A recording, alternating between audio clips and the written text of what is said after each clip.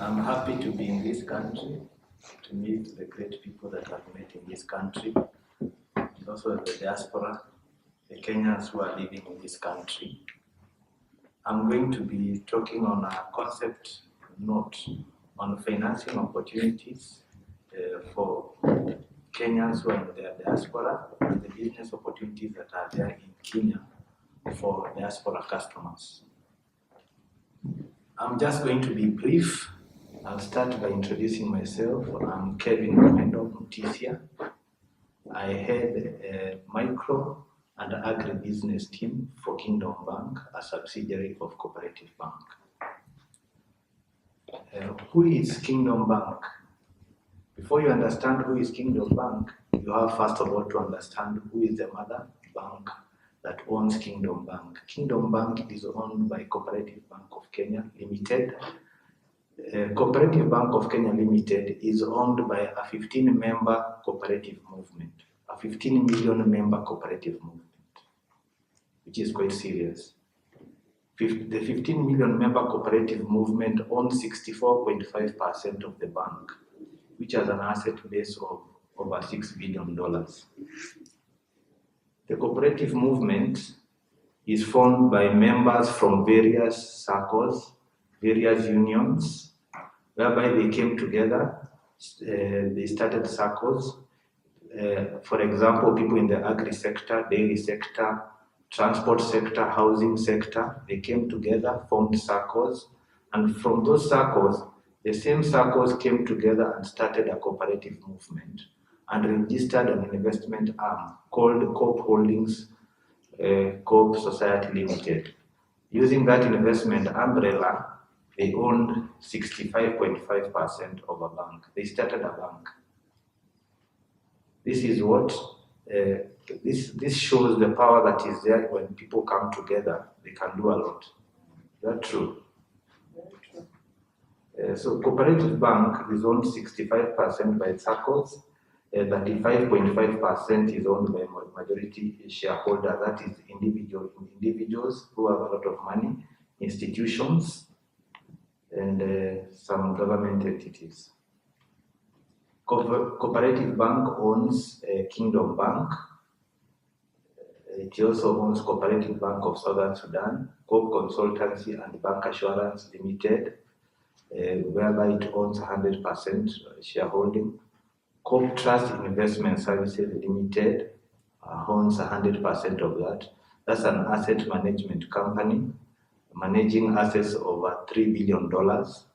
Kingdom Securities Limited for trading shares and bonds.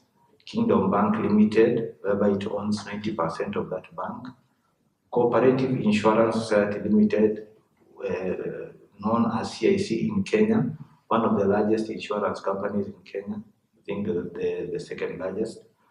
Coop Bank Fleet Africa Leasing Limited, this is a leasing company owned by Coop Bank. So you can see how serious this is, and it is basically from SACCO movement, the cooperative movement of 15 million members.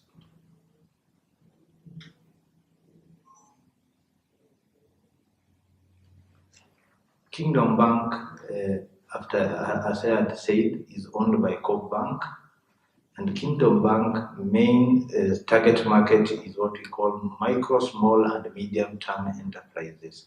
The micro is what the minister yesterday was referring as the informal sector. Micro is those small businesses that are not fully matured to reach a certain level. In Kenya, we say micro enterprises are entities which have less than 10 employees. Most of them are not in permanent structures.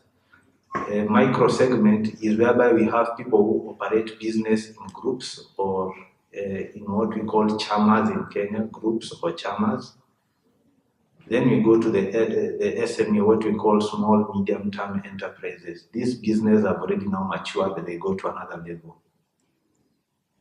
So what I heard is the informal businesses, the micro segment. This is the incubation for small businesses, people who start small businesses, but they don't have enough capital to start the business, or they don't have enough know-how on how to operate businesses. So what do? We offer capacity building, first of all, to ensure that they have the right knowledge to do business. We also do a lot of linkages with various people in various sectors. We also do financing for them.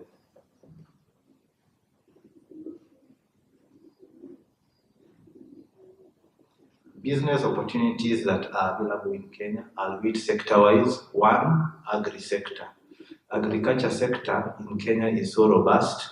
It contributes to around 33% of the GDP of Kenya, and another 27% of the GDP indirectly through linkages with other sectors, such as manufacturing, transport sector. The agri sector is known to employ at least 40% of the total population and 70% of the rural population, because majority of agriculture is done in the rural areas. The sector accounts for 65% of the export earnings and provides livelihood, that is through employment, income, and food security needs for more than 80% of the Kenyan population. So what are those opportunities that are available in agriculture? One, horticulture.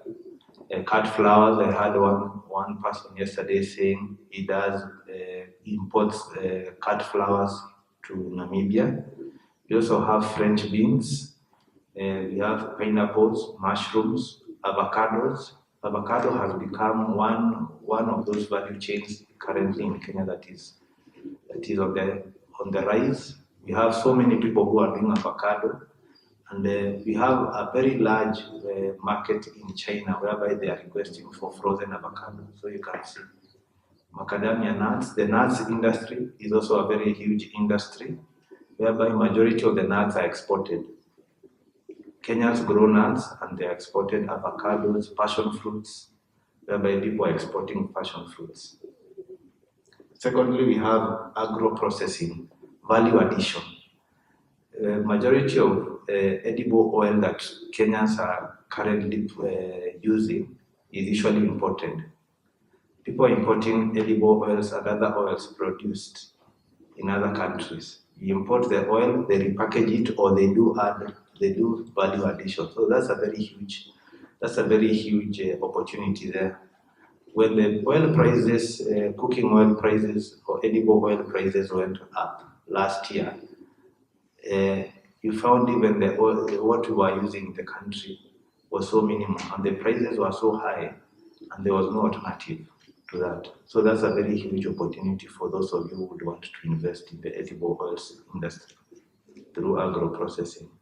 We also have investment in palm oils, investment in sunflower, rape seeds, cotton seed, sesame seed, coconut oil.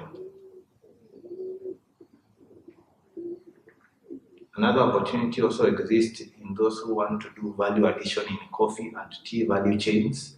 Coffee and tea value chains are very common in Kenya, whereby we have majority of the highland areas, they do coffee and tea planting.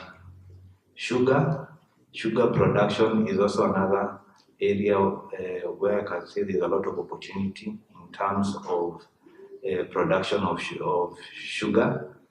We have a deficit of close to 402,000 tons per annum in Kenya for sugar. We import a lot of sugar as a country. So you can see there's also an opportunity.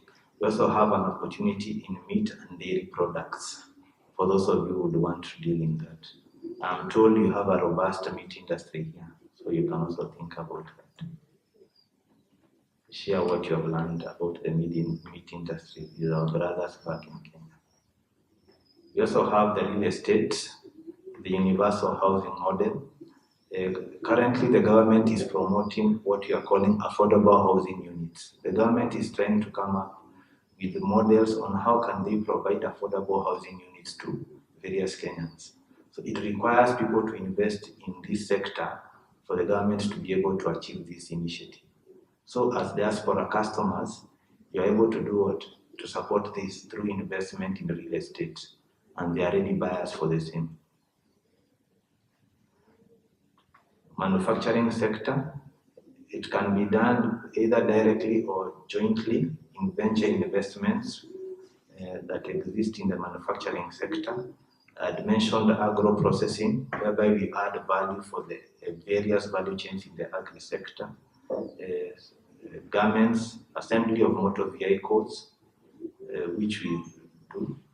Electronics, plastics, paper, manufacture, chemicals, pharmaceuticals, metal, and engineering products. E-commerce, that is a digital space. Expansion has been key to MSMEs. Majority of MSMEs are now sourcing goods digitally and advertising for those goods. Someone is seated somewhere, they don't have a physical shop, but they are selling. They are turning millions through e-commerce. So e-commerce is one of those major opportunities that do exist. I'm imagining a diaspora in Namibia has goods that they want to sell to people in Kenya, unique products. E-commerce is one of those platforms. And as a bank, we are ready to support you in terms of how you grow your business. In addition, investment in digital lending.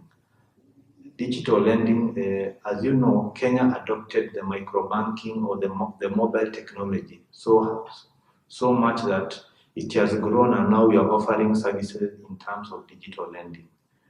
We have so many digital lending firms, and the majority of the banks also do digital lending. So digital lending is also another opportunity for us.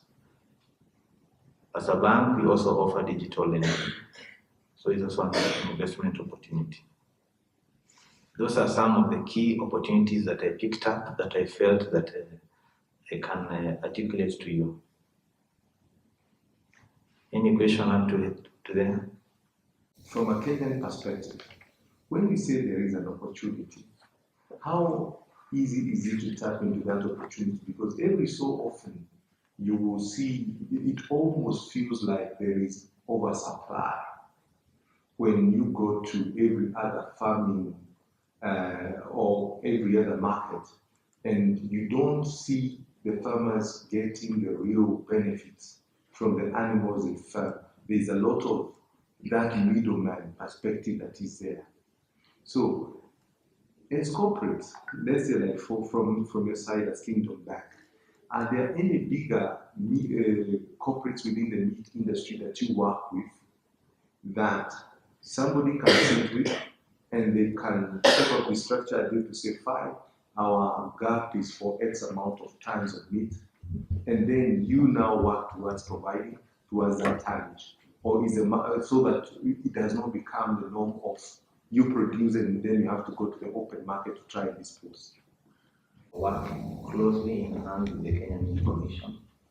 One of the largest, I would say, producers of meat. They buy a lot of meat from the market, and it was revamped.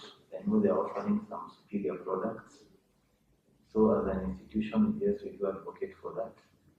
We also do advocate for partnerships for customers who are supplying meat to supermarkets. We have dealt with them. So there is quite an opportunity. But now the issue is on the quality of what you're producing in the market. If you have superior products, you can differentiate yourself as you're providing the meat in the market. It's about the superior products that sell more. Kenyans want superior products, and if they can be able to get a superior product at an affordable or a competitive price, I'm sure that they will. When I talk about coffee and tea value chain, I'm talking about coffee, how coffee is planted from the point of planting by the primary producer, who is the farmer, how value addition is done from the factories until it is milled, till it's exported or marketed by the people who are doing marketing. There is an opportunity there. If you're able to buy that coffee and do the value addition yourself, and maybe export or come up with a product that can be used locally. Okay. Not grow the coffee yourself.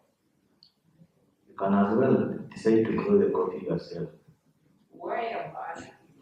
Because I know some friends of mine who had coffee and they thought it wasn't making money for them and they decided to uproot it. Would you say that was a mistake, or what's your take on that? My take on that is the coffee prices fluctuate internationally. At times, I know a farmer may feel that they are not getting the right price, majorly because of the number of middlemen that are involved. However, if you're able to cut the number of middlemen that are involved in the tea or coffee value chains, you find that the primary producer with the farmer, they're able to get higher returns. That's why I'm saying there's an opportunity for someone who can go directly to them, buy from them at a good price, and market the same without having to use so many middlemen. Okay. How about trees like eucalyptus? Are they marketable? I won't lie, I'm not quite sure. Okay, thanks. I think I might have an answer for that. Okay. Eucalyptus trees, there was a time they had a good market when they were the main source from the Kenya Power Company to use for their poles. But they have since migrated to the concrete ones. And so if you transverse the land, you see there's a lot of blue color, those eucalyptus that are up and still not finding a market. Then there was a bigger issue about their effect on the water table. And I think with again that realization, a lot of people felt like they were not the right thing to implement on. But from a tree's perspective, I saw there is a lot of value and a lot of resource that you can get from the Kenya forestry. It's unfortunate that we don't visit those people, but whenever you visit them, the amount of information they sit with, it's admirable in terms of what works for your area. And at times they can even give you some sort of a business plan of telling you what is the commercial value of this tree after maybe 8 or 15 years, depending on its maturity. Thank you. If maybe I want to open an agri-bank in Namibia, is it possible? And the second question is, this bank, in Kingdom Bank, sorry, does it have a visa? The first question was, if maybe I want to open a Kingdom Bank in Namibia, is it possible? And the second question was, this Kingdom Bank, does it have a visa? Of opening an agri-bank for Namibia, I don't know how to answer such a question. Based on your laws in Namibia, I don't know if one would be able to open a bank, but I heard the minister yesterday talking about an SME bank. Agri basically is a product of a solution that is targeting farmers in any segment or locality. So any bank can decide to do targeting for farmers or targeting for various players in the agri sector. So by that targeting, it means, yes, there can be a bank that is serving customers in the agri sector, the agricultural sector. But in terms of whether you can open a bank, maybe that now you can pursue through your treasury ministry. Sorry, if we may please come in and maybe guide him there. Maybe he thinks Kingdom Bank is strictly an agricultural bank. Can you clarify that? No, as I started, I said Kingdom Bank majorly targets MSMEs, select corporates, and has solutioning for various sectors, agri being one of them, SMEs, micro and medium-term enterprises, SACCOs, and select corporates and government institutions. Okay, and secondly, apologies, I don't want to read his mind. Maybe what he meant is to say, can he have a franchise of Kingdom Bank here? Because I'm sure he is aware that we have an agri-bank here already. And then maybe you can ask or correct me if I'm wrong. You know, sometimes the Queen's languages, you know, it messes up with us. It's not easy. True. In terms of having a branch here, now that depends on the number of customers that would get here.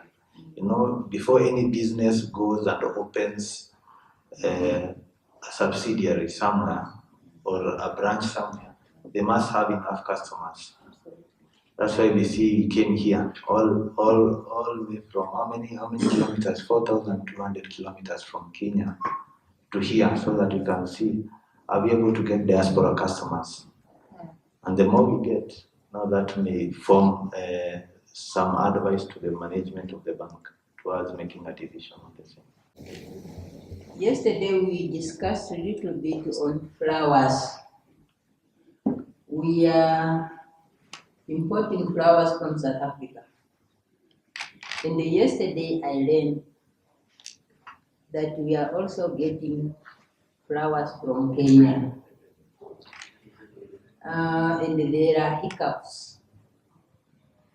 Is it possible probably also to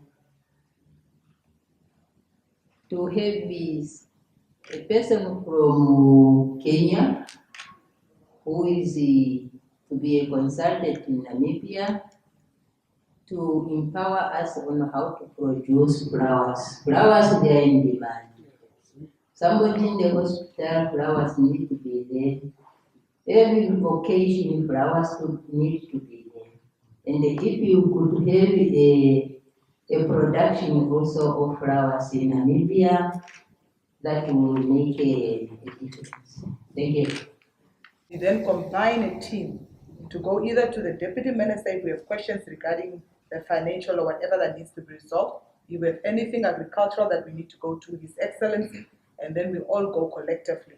So we make note of that. Thank you. Thank you, ma'am. I think just probably also give a little bit of clarity. Yesterday, amongst us in the audience here was a Kenyan who actually imports flowers, right? He's been doing this for some time. So he knows the logistics around bringing flowers here. I think it is also could be nice as well to actually share his details. Then that can be used to actually liaise with him to see if he can be able to link up with, especially the already flower companies in Kenya that can actually help him grow flowers here. Absolutely. But mostly what majority of flowers are actually produced in Kenya and Ethiopia, and they are being done under greenhouses.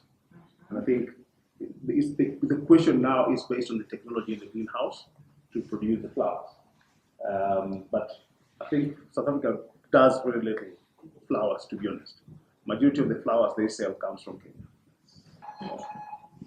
So it's an issue of linkages through the embassy. Right. Linkages with players in the flower industry. One, we already have one person who is doing that here. The one who was telling us he has an issue in terms of cargo handling that has affected his business. Yeah. But there are very many players. So through the embassy, I know they can do linkages so that you can have people who are doing that. Maybe now share the information. And the embassy can do it quite well, because now they can know how do they export that technology from Kenya to here. My name is Benestes Kanzalgo. Before I go to my point, Madam, you are from Namibia? Yes, I'm a Namibian by birth. Okay. Just why I'm asking is, we used to have one and only flower farm here in Namibia. The name was Ongombo West. I don't know whether some of us can recall. Ongombo West, I know. It's situated just here on the way to the airport. Yeah. It used to be flourishing. The son of the owners, we used to school together there in Mweda. It was closed because of political reasons. Okay. And it's in tatters. So maybe if you can consider, you can maybe approach the powers that be and have a look at it, because the potential is still there. And since you say the demand is there, so why not? So just a comment? Beside me, talk. Okay. Okay, thank you. Thank you. Okay, now to come to my point, Sorry. just the question that the gentleman asked regarding the Kingdom Bank. The takeaway that I had from from yesterday, from the Deputy Minister of Finance, she referred briefly to the scenario of SME Bank, how it went down and how it started or went down. But notably, the potential that still exists cannot be done away with. And the fact that we can still accommodate our players from everywhere, Namibia and Africa, is still an opportunity for Kingdom Bank to have a look at it. She mentioned an asset base still of 700,000, no, 700 million asset base, which is huge compared to what you require to open a bank. Well, that's now being demanded by the regulator, which is Bank of Namibia. So one can have a look at it.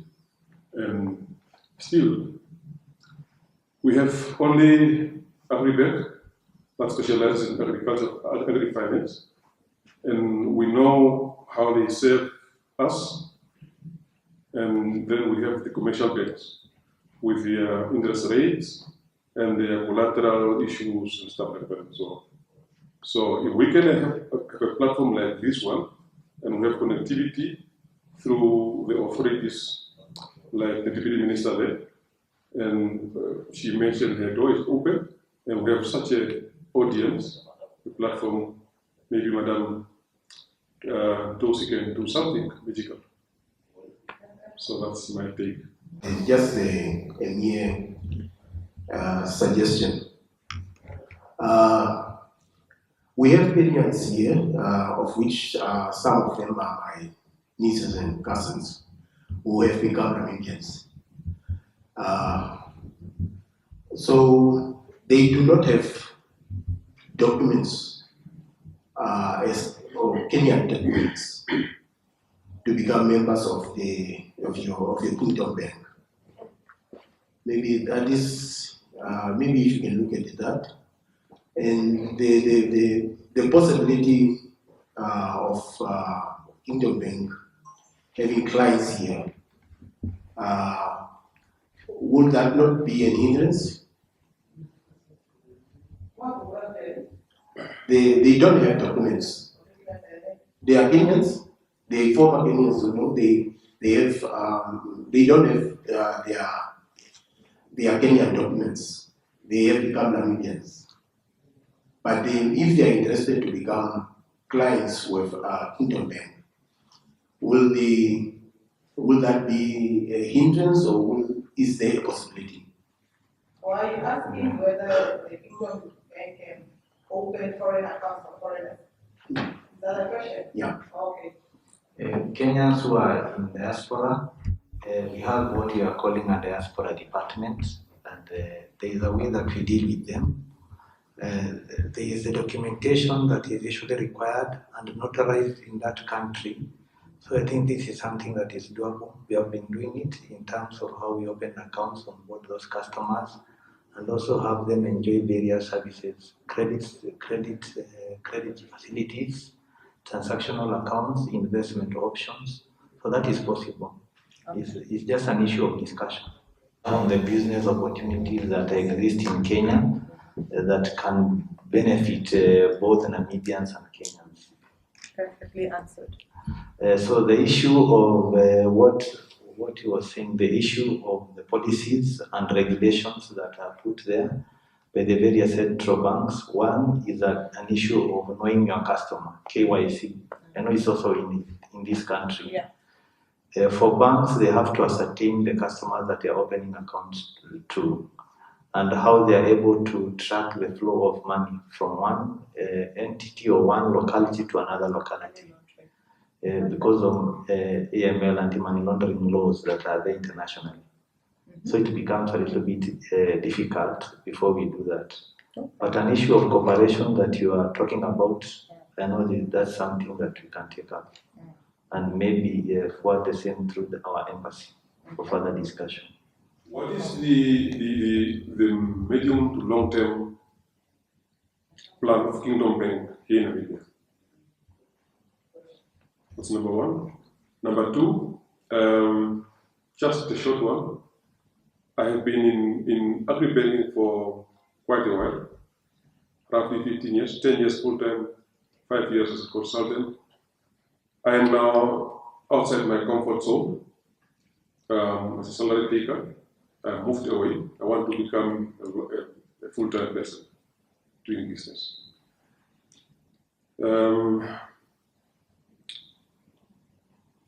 My experience with the banks, Central Bank in particular, they do bank in, for example, Hong Kong, in the US. So what they do in those particular countries or localities, they do. I don't have the official word currently now. Don't do too much with policy, but I know they, let me say, pick a bank with another bank, they partner with another bank for their interest and so on. So maybe that can be, as Tosi said, as you also said rightly, it can be investigated and you know, our minister, Deputy Minister of Finance, Madam Hida, she also used to be a banker. So she might also have know-how, and she's also in the correct position also to maybe look at this idea and say whether it's workable or not. Last one, we used to have the SME bank. It was tailored to target the MSME or SME as it used to be. And we know what happened. It was moved to DBN, and we have the issue of the interest rates. It's now at the level of commercial banks. Prime plus or something, depending on your risk level and so on, which is unfortunate because their main shareholder is who? Is government. Okay? So, and they did borrow elsewhere outside, mostly from development funding institutions from Germany and elsewhere, meaning that they also, the funds that they get, that's my assessment, is also at a cheaper rate. So now why go and compete with commercial bank if your target market anyway is the upcoming guys? Yeah. So that's something that need to be also looked at. So those are challenges that are in the financial sector, in our growing sector, mostly the black populace who needs money to start their businesses and so on and so on. Small, as His Excellency the Ambassador said yesterday. Yeah. So it comes at the point that where you have challenges like that in terms of people accessing finance, cheap finance for that matter, then you also open room for people to come in to business. Yeah. And one of them is SME. And another one, which was also mentioned yesterday, very interestingly, is cooperative finance or banking. So maybe you can also look at that one. It's for sure lacking here, and if you do that, then you can do business. We know the economies of scale. We don't have the numbers, but I mean, if you can come in at your rate and so on, I think you might take market share over some time. We know how Capitec in South Africa started. Yeah? It started like a microfinance bank. Look at it's the most efficient bank in SA now. And small and medium-term enterprises. If you have ever visited Kenya, you'd find a business nearly everywhere that you are walking to. If it's a supermarket that is somewhere, outside the supermarket, you would find some small vendors who are selling the same wares that are inside the supermarket.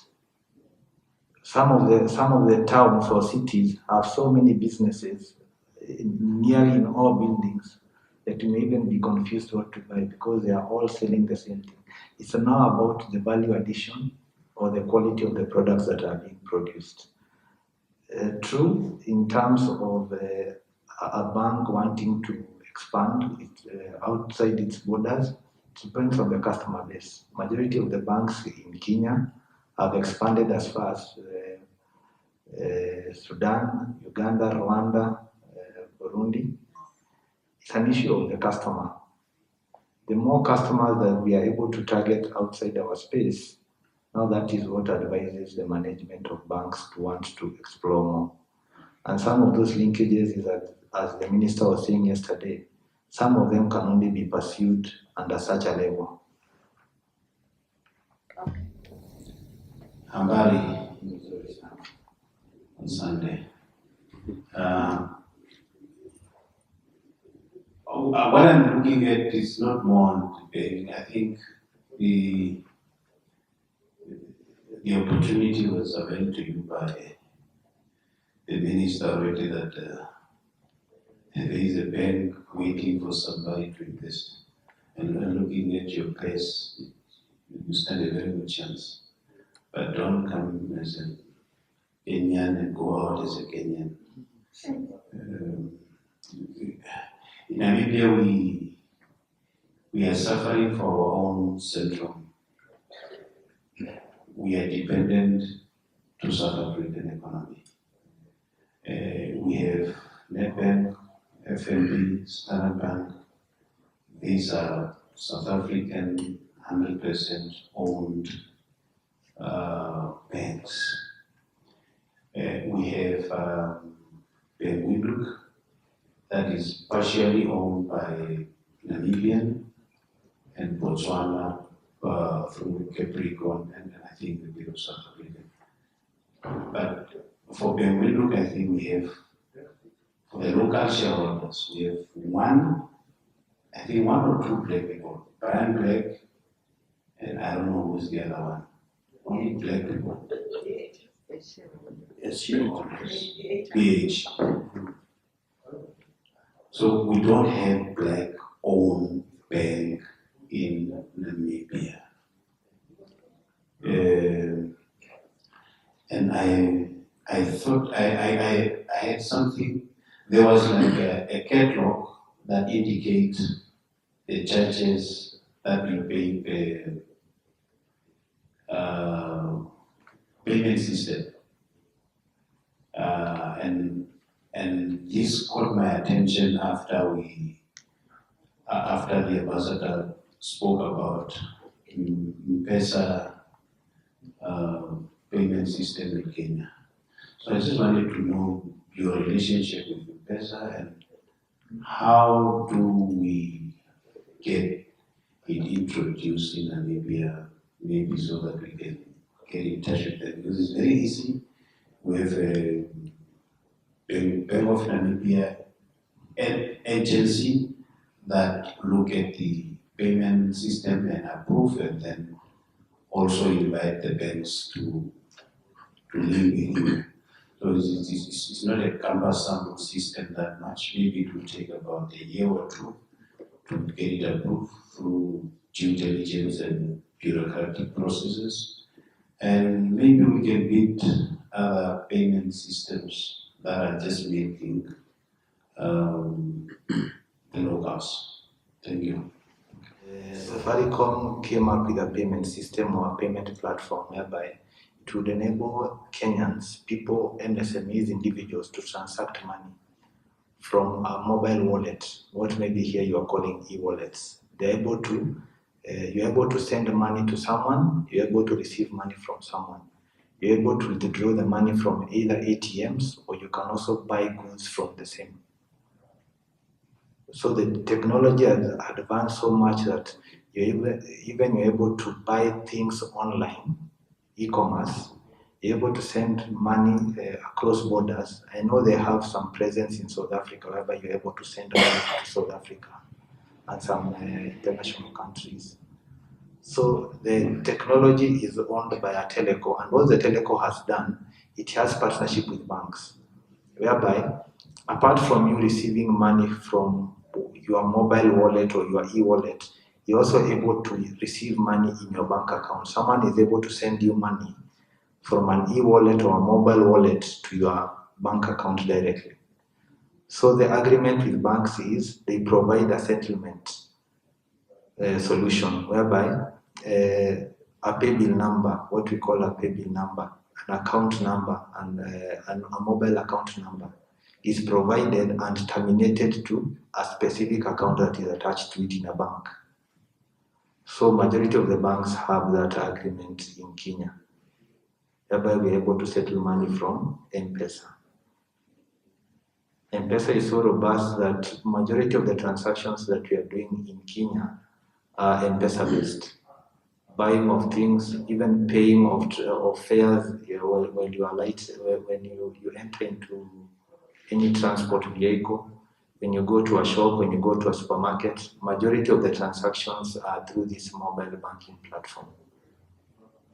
Yes, it's a good technology.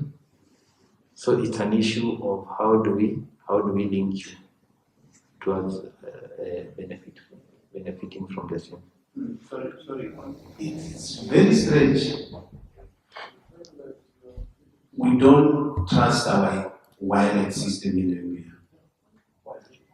Even taxi fare, you have to have cash to pay the taxi.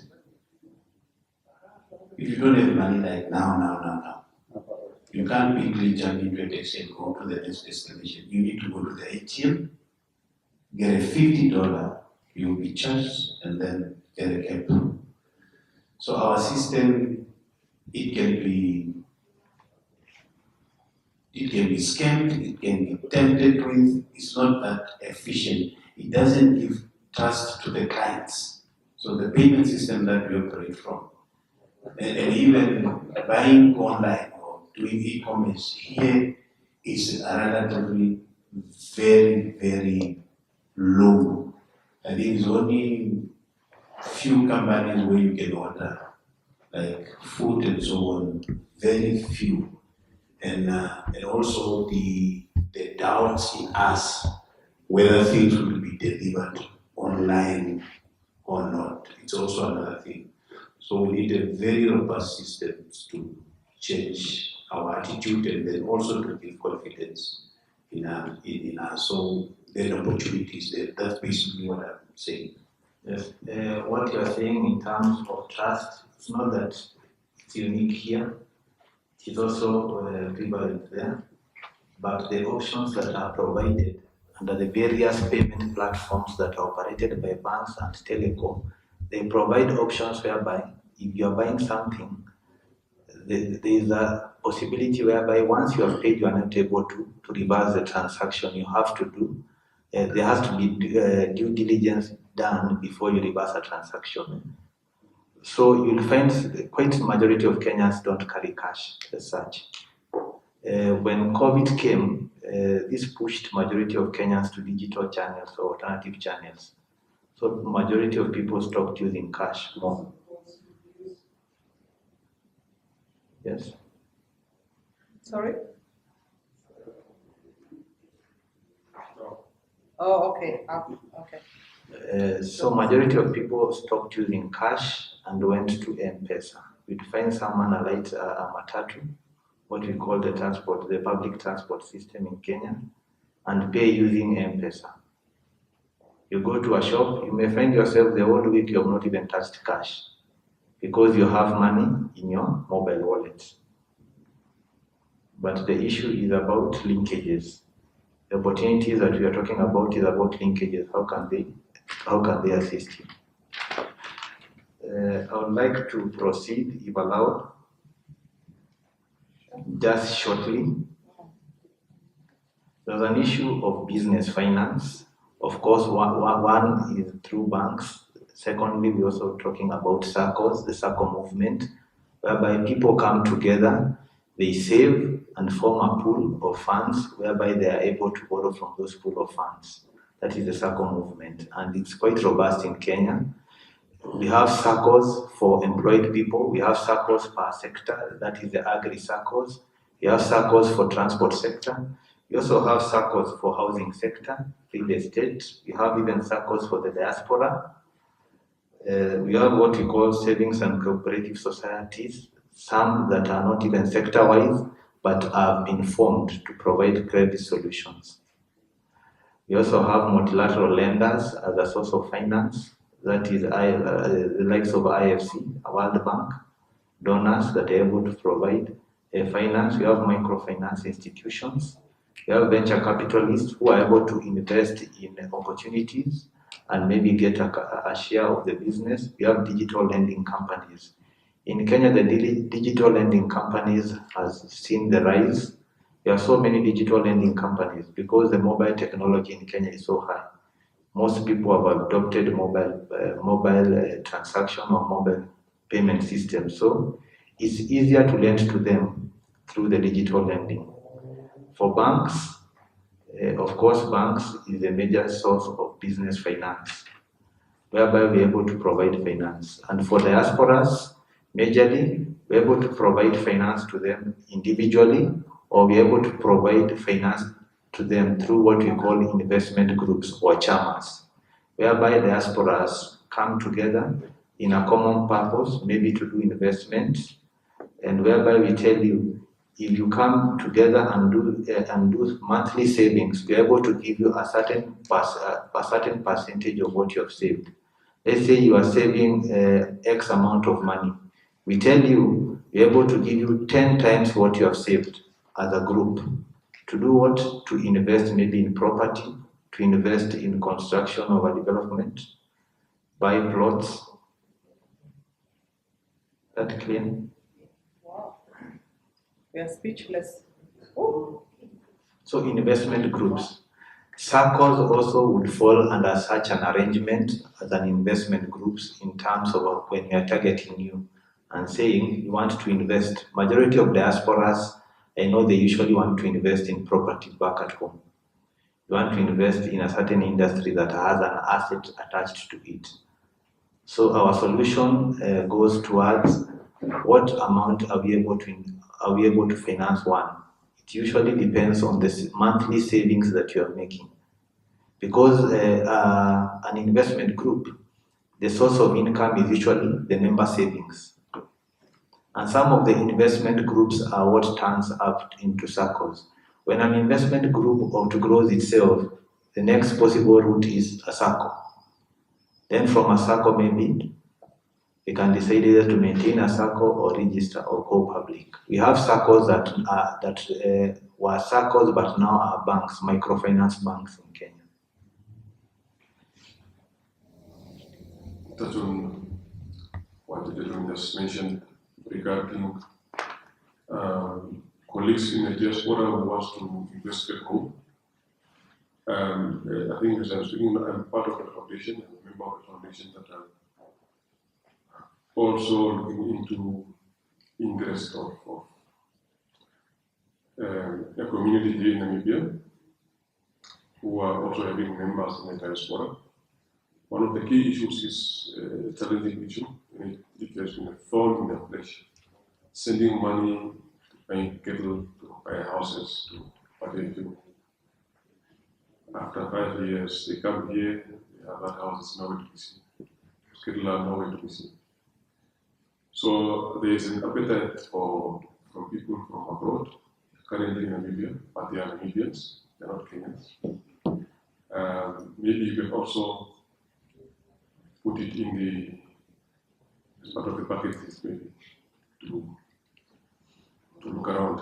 What I can say about diasporas, the reason it's better to invest as a group, you are able to approach entities that are selling maybe land or properties and get fair deals, and also do due diligence on behalf of various number of people, and also do linkages with various governments before you do investment. The idea does not seem that it's not that it only belongs to Kenya, the issue of investment groups. I know major banks, even in other countries, they do support investment groups.